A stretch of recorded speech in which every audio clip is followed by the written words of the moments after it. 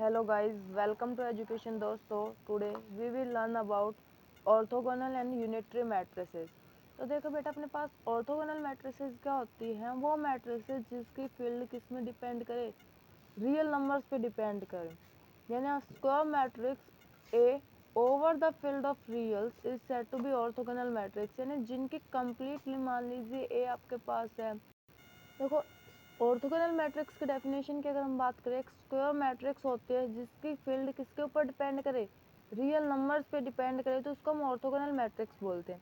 अब orthogonal matrix जैसे कि मैं एग्जांपल लूँ 1 0 0 1, ये अपने पास क्या है? ऑर्थोगोनल मैट्रिक्स है या नहीं, हमें प्रूव करना है. तो देखना, जो अपने पास ऑर्थोगोनल मैट्रिक्स होगी तो उसका जो फील्ड है वो किसके ऊपर डिपेंड करते हैं? सिर्फ रियल नंबर्स के ऊपर डिपेंड करती है कि अपने पास रियल नंबर्स. अब उसका ट्रांसपोज अपने पास क्या होगा? सेम 1 0 0 1. अब इन ए डॉट ए ट्रांसपोज करते हैं ना, हम इनकी मल्टीप्लीकेशन करते हैं तो अपने पास क्या आता है? आइडेंटिटी मैट्रिक्स आता है. ट्रांसपोज ऑफ ए और ए की मल्टीप्लीकेशन करते हैं तभी अपने पास आइडेंटिटी मैट्रिक्स आता है. तो वो क्या अपने पास एक ऑर्थोगोनल मैट्रिक्स है. यानी हमें डेफिनेशन से क्लियर हो रहा है कि जो ए है वो कैसे एक इन्वर्टिबल मैट्रिक्स है. इन्वर्टिबल मतलब उसका इन्वर्स हमारे पास एग्जिस्ट करता है. यानी कोई भी मैट्रिक्स जिसका ट्रांसपोज के साथ मल्टीप्लिकेशन करे तो अपने पास आइडेंटिटी मैट्रिक्स आए, उसको हम ऑर्थोगोनल मैट्रिक्स बोलते हैं और उसका इन्वर्स एग्जिस्ट करता है. और इससे हम ये भी कह सकते हैं कि ए का डिटर्मिनेंट कितना होगा? Non zero. यानी नॉन सिंगुलर मैट्रिक्स अपने पास होती है.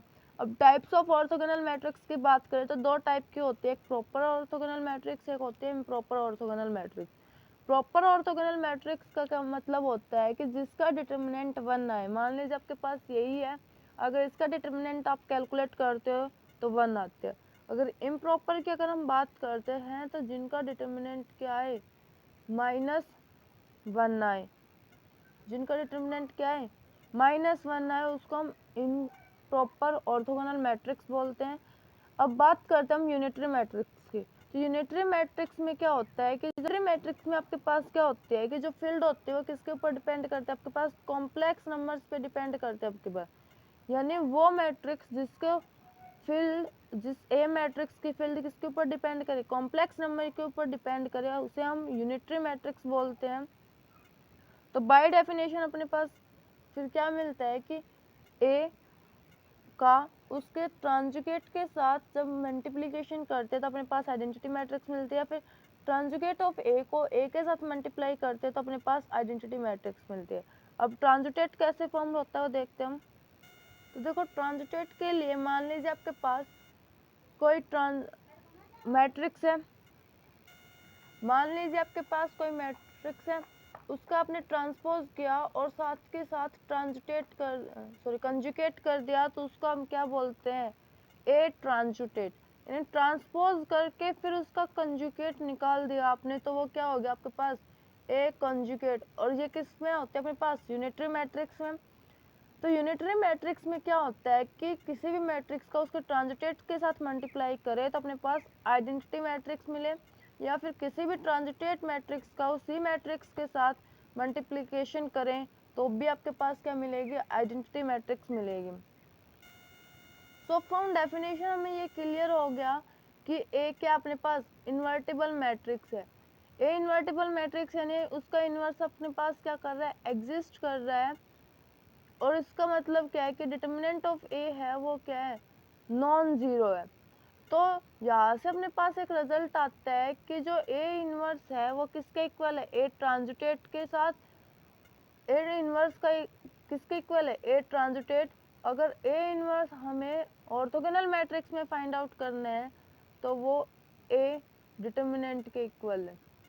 ठीक है, उसके डिटर्मिनेंट के इक्वल है. अगर ए ट्रांजिटेट इक्वल है ए इनवर्स के, तो यूनिटरी मैट्रिक्स में अगर हमें ऑर्थोगोनल मैट्रिक्स गिवन है और उसका इनवर्स फाइंड आउट करना हो तो वो इक्वल होता है अपने पास ट्रांसपोज ऑफ ए. नेक्स्ट हम बात करते हैं प्रॉपर्टीज की. तो फर्स्ट प्रॉपर्टी होती है अपने पास the determinant of an orthogonal matrix is +-1. जो डिटर्मिनेंट है ऑर्थोगोनल मैट्रिक्स का वो +-1 है, हमें ये प्रूव करना है। तो देखो प्रूव कैसे करेंगे, लेट कर लेते हैं कि ए कोई भी ऑर्थोगोनल मैट्रिक्स है। If A is an orthogonal matrix है, let A is an orthogonal matrix, तो बाय डेफिनेशन अपने पास क्या हो जाएगा, A dot A transpose equals to I और A transpose dot A equals to आई।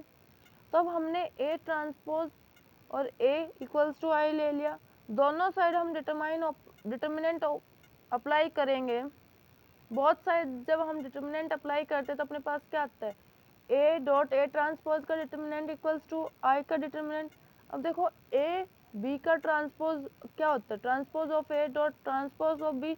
ये प्रॉपर्टी जब हम इसमें यूज करते हैं तो क्या आता है, डिटर्मिनेंट ऑफ ए और determinant of transpose of A equals to 1। अब देखो ट्रांसपोज ऑफ ए को हम डिटर्मिनेंट ऑफ ए लिख सकते हैं, डिटर्मिनेंट ट्रांसपोज का डिटर्मिनेंट ए के डिटर्मिनेंट के इक्वल मिलेगा।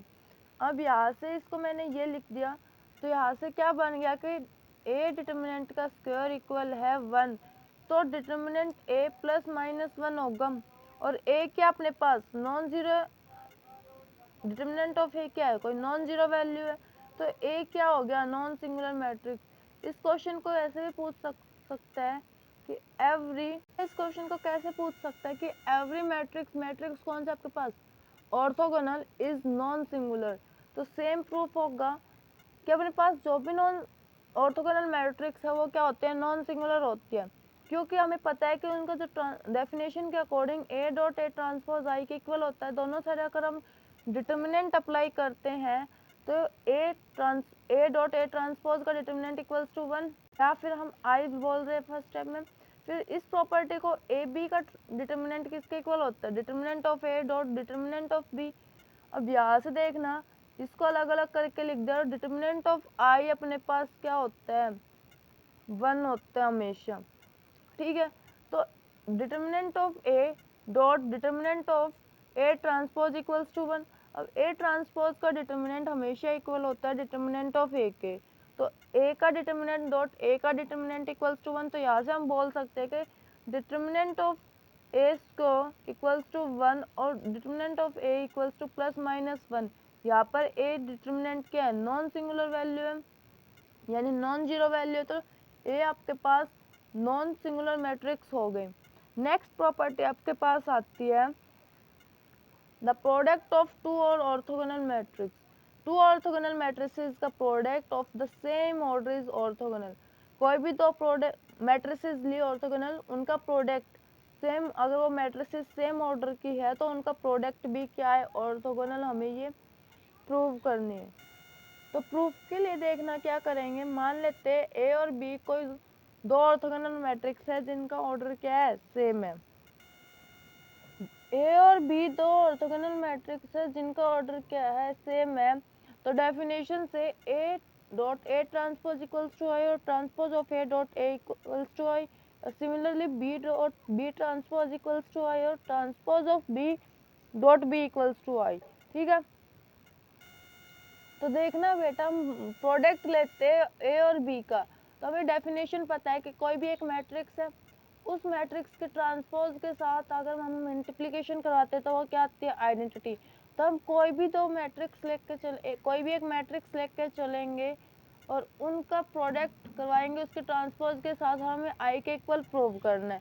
तो मेरे पास ए और बी कोई मैट्रिक्स है, अब इनका प्रोडक्ट ले लिया, कोई एक मैट्रिक्स बन गई है, मान लीजिए सी इक्वल है ए बी के, तो इस ए सी का ट्रांसपोज हो गया, ठीक है, ए बी का ट्रांसपोज हो गया अपने पास। अब इन दोनों की जब मल्टीप्लिकेशन हो किसके इक्वल आने चाहिए, आई के इक्वल आने चाहिए। तो देखो ए और बी का अगर ट्रांसपोज ओपन कर रहे हैं तो ट्रांसपोज हमारे पास हमेशा रेसिप्रोकल ऑर्डर में ओपन होता है, यानी रेसिप्रोकल इन द सेंस पीछे से इनवर्स ओपन होता है। y का ट्रांसपोज डॉट x का ट्रांसपोज, तो हमें क्या मिलेगा, यहाँ पर A B as it is, इसका ट्रांसपोज ओपन करेंगे तो बी ट्रांसपोज और ए ट्रांसपोज। अब देखो ये यहाँ पर एसोसिएटिव प्रॉपर्टी लगाएंगे, कुछ टाइम बाद ये ब्रैकेट इन दोनों के ऊपर आ जाएगा, ठीक है। तो एसोसिएटिव प्रॉपर्टी का यूज करते हुए हमारे पास क्या आ गया, A dot I, A B as it is, A B का ट्रांसपोज ओपन करेंगे तो बी ट्रांसपोज और ए ट्रांसपोज। अब देखो ये यहाँ पर एसोसिएटिव प्रॉपर्टी लगाएंगे, कुछ टाइम बाद ये ब्रैकेट इन दोनों के ऊपर आ जाएगा, ठीक है। तो एसोसिएटिव प्रॉपर्टी का यूज करते हुए हमारे पास क्या आ गया, ए डॉट ए ट्रांसपोज, ठीक है, ए ट्रांसपोज आ गया अपने पास। तो देखना किसी भी नंबर को, किसी भी मैट्रिक्स को आई के साथ अगर हम करते हैं तो अपने पास सेम मैट्रिक्स मिलती है, तो हमने ये लिख दिया। अब देखना यहाँ पर इन दोनों का ट्रांसपोज, और ये हमने डेफिनेशन में पढ़ा था कि अगर किसी भी मैट्रिक्स का उसी के ट्रांसपोज के साथ मल्टीप्लाई कर देते तो अपने पास क्या आती है, आइडेंटिटी। किसी भी मैट्रिक्स का उसी के ट्रांसपोज के साथ मल्टीप्लिकेशन कर दे तो अपने पास आइडेंटिटी मिलती है। और हमें प्रूव भी यही करना था कि ए बी और उसका ट्रांसपोज किसके इक्वल हो, आइडेंटिटी के। सिमिलरली हमने ट्रांसपोज ऑफ ए बी ले लिया और उसको ए बी के साथ मल्टीप्लाई करवा दिया, तब भी अपने पास क्या आएगा, आइडेंटिटी आएगा। तो यहाँ से हमें मिलता है कि ए बी क्या एक ऑर्थोगोनल मैट्रिक्स है, A B as an orthogonal matrix. Next देखना अपने पास क्या है, the inverse and transpose of an orthogonal matrix are orthogonal. Matrix का इनवर्स और उसी मैट्रिक्स का ट्रांसपोज किसके ऑर्थोगोनल मैट्रिक्स के वो ऑर्थोगोनल ही हो, हमें ये प्रूव करना है। ठीक, तो देखो प्रूफ क्या होगा अपने पास, लेट कर लेते हैं ए कोई भी ऑर्थोगोनल मैट्रिक्स है। तो बाय डेफिनेशन अपने पास क्या है, A dot A transpose equals to I, यानी किसी भी मैट्रिक्स को उसके ट्रांसपोज के साथ मल्टीप्लिकेशन कर दे तो अपने पास क्या आता है, आइडेंटिटी मैट्रिक्स आती है। तो देखो हमारे पास क्वेश्चन क्या था कि उसका इनवर्स और ट्रांसपोज किसी भी ऑर्थोगोनल मैट्रिक्स का ऑर्थोगोनल ही प्रूव करेंगे। यानी कोई भी एक मैट्रिक्स लिए उसका इनवर्स ऑर्थोगोनल मैट्रिक्स ली, उसका अगर हम इनवर्स करते हैं तो वापस से अपने पास क्या आती है, एक ऑर्थोगोनल मैट्रिक्स आती है। या कोई भी एक ऑर्थोगोनल मैट्रिक्स ली उसका अगर हम ट्रांसपोज करते हैं तब भी अपने पास क्या आती है, एक ऑर्थोगोनल मैट्रिक्स आती है। तो हमें ये प्रूव करने के लिए पहले हम इनवर्स वाली प्रॉपर्टी प्रूव कर देते हैं, फिर हम क्या करेंगे, ट्रांसपोज वाली प्रॉपर्टी प्रूव करेंगे। तो मेरे पास ए डॉट ए ट्रांसपोज है, उसका इनवर्स ले लिया और इक्वल्स टू आइडेंटिटी का मैट्रिक्स का इनवर्स ले लिया। अब ए बी का इनवर्स कैसे ओपन होता है, वो रिवर्स ऑर्डर में ओपन होता है, नहीं बी का इनवर्स डॉट ए का इनवर्स, और आइडेंटिटी का इनवर्स हमेशा आइडेंटिटी ही आता है आपके पास। तो यहाँ पर देखना ये क्या इंप्लाई कर रहा है कि ए ट्रांसपोज का inverse dot A inverse equals to I. अब देखना ए ट्रांसपोज का इनवर्स, ए ट्रांसपोज का इनवर्स करो या फिर पहले ए इनवर्स करके उसका ट्रांसपोज करो, दोनों इक्वल आते हैं। तो मैंने इसकी जगह क्या प्रॉपर्टी यूज कर दी, ये वाली प्रॉपर्टी, इसकी जगह मैंने ये वाला वर्ड लिख दिया। अब देखना ए इनवर्स एक मैट्रिक्स है, ए इनवर्स का ट्रांसपोज हो रहा है, यानी ए इनवर्स क्या है, ऑर्थोगोनल मैट्रिक्स। यानी किसी भी ऑर्थोगोनल मैट्रिक्स का अगर हम इन्वर्स करते हैं तब भी वो क्या देती है, एक ऑर्थोगोनल मैट्रिक्स ही देती है। अगर हम उसका ट्रांसपोज करते हैं, दोनों साइड मैंने ट्रांसपोज करते हैं, तो देखना मेरे पास क्या मिल, तो किसी भी मैट्रिक्स का मैंने ट्रांसपोज कर दिया तो देखना वो ट्रांसपोज सेम रिवर्स ऑर्डर में ओपन होता है जैसे इन्वर्स ऑर्डर में, इन्वर्स में हम ओपन करते हैं। तो ए ट्रांसपोज का transpose dot A transpose equals to identity, ये कोई ए मैट्रिक्स है, ये कोई उसी मैट्रिक्स का ट्रांसपोज है, तो ए ट्रांसपोज क्या एक ऑर्थोगोनल मैट्रिक्स है। यानी हमारे पास क्वेश्चन जो स्टेटमेंट गिवन थी कि transpose and inverse of a orthogonal matrix are orthogonal, वो स्टेटमेंट हमने प्रूव कर दिया। किसी भी ऑर्थोगोनल मैट्रिक्स का अगर इनवर्स ले रहे हैं या ट्रांसपोज ले रहे हैं तो वैल्यू क्या आती है, ऑर्थोगोनल ही मैट्रिक्स आती है अपने पास। ठीक है, thanks for watching video and next concepts we will study in next videos. There are some properties left in this video. Please like, share and